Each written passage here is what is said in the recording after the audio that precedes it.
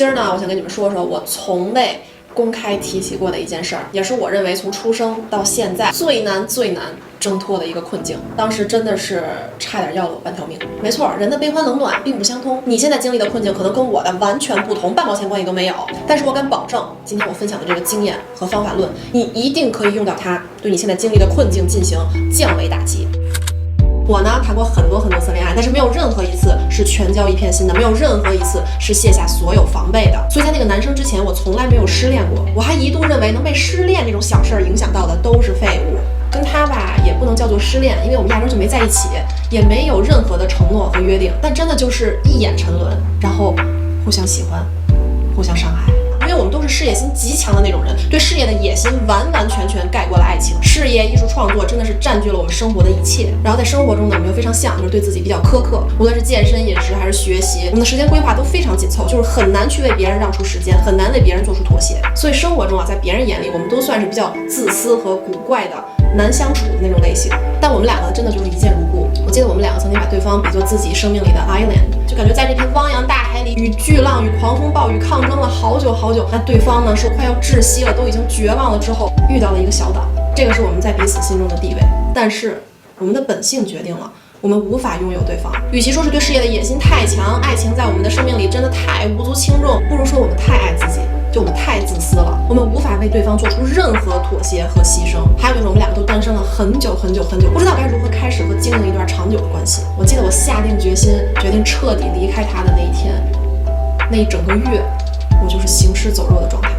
我说我半条命差点搭进去，真的毫不夸张。我经历过的事情太多了，然后我的忍耐限度，我的抗痛苦能力是非常高的。但这次是我出生以来第一次被一种极端的情绪完全的操控，以至于差点摧毁了我的精神和身体。这件事情它涉及到我的知识盲区了。我曾经一直觉得，就失恋这太小的一件事儿了，它都不是个事儿，能被失恋打击到的都是废物。就那种身体突然被抽空的那种丧失感，发冷发抖，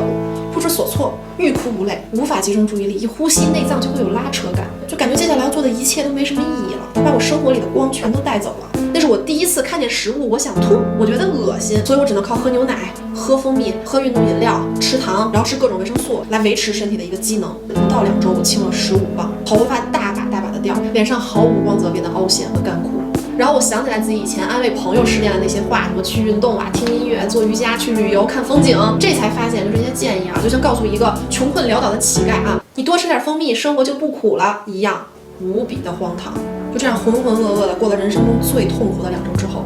我又进入了一种更可怕的状态，就是麻木。就我也不痛苦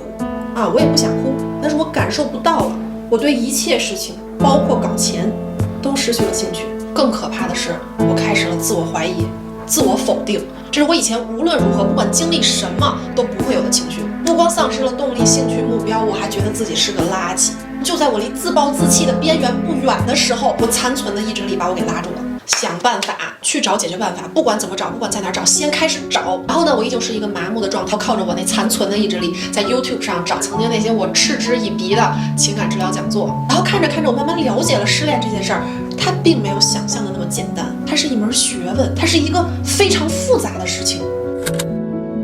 当你失恋之后，首先你的大脑会经历一个戒断反应，比如当一个烟鬼、一个酒徒突然戒烟戒酒时，他们会很痛苦，因为他们的身体中适应了尼古丁或者酒精带来的多巴胺刺激，大脑中的多巴胺持续在一个很高的状态。那突然中断了这些刺激，大脑内的多巴胺水平就会突然降低，就会产生戒断反应，让人痛不欲生。失恋后大脑里所经历的这个生化反应，跟戒烟戒酒产生的这个戒断反应是一样的。研究人员表示，失恋后的痛苦并不代表你有多么爱这个人，也不代表这段感情有多么伟大、多么珍贵，也不代表你是个恋爱脑，也不代表你是个废物。就大脑它就是这么设计的，这就是一个纯粹的化学反应。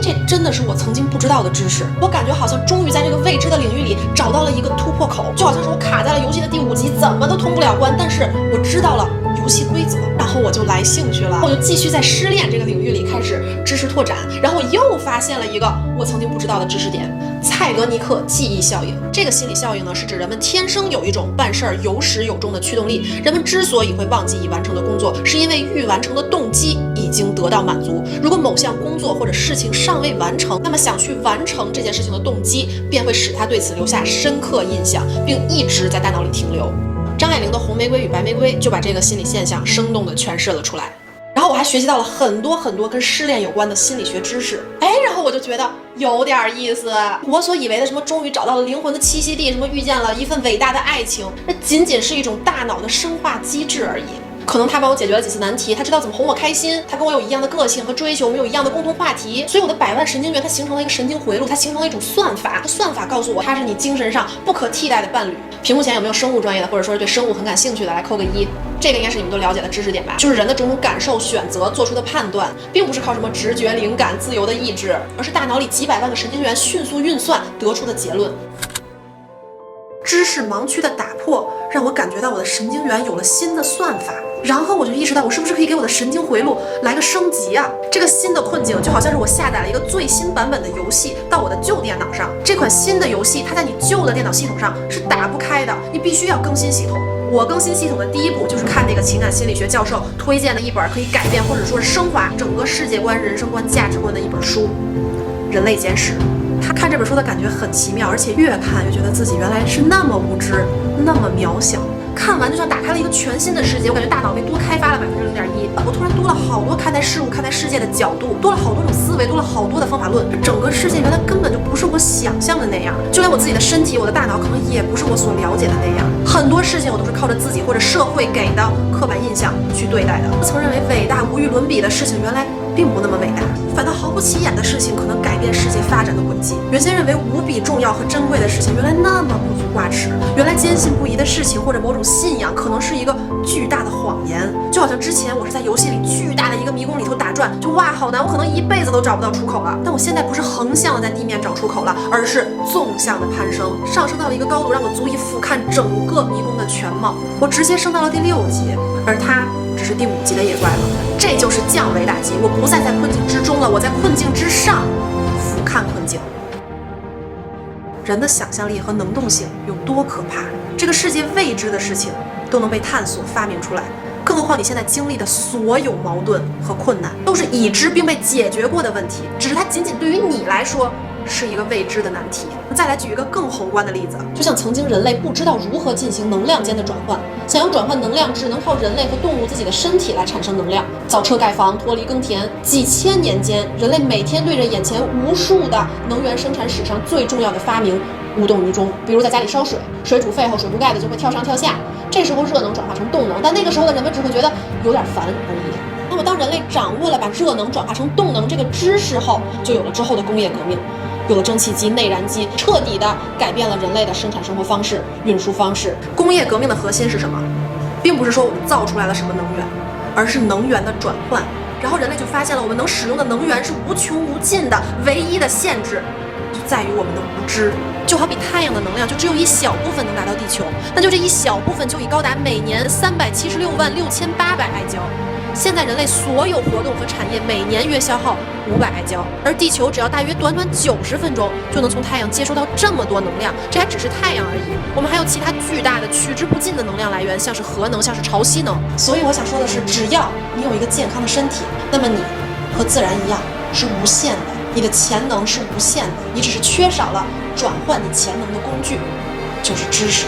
所以突破困境的第一步就是保持一颗好奇心，去了解你的困境，去探索，去掌握新的知识，去更新你的系统，去让你的神经回路拥有新的算法，去探索，去了解新的领域。当然可以从互联网开始，但是互联网给你的叫做信息，它是碎片化、不连贯、不能形成体系的，你看完就会忘的，它无法注入到你的思维里，无法为你所用。它无法为你所用的不能叫知识，只能叫信息。而且根据大数据的算法，它只会根据你的个人偏好推给你想看的东西，加深你的偏见和固有的刻板印象。所以说要掌握新的知识，升级你的系统，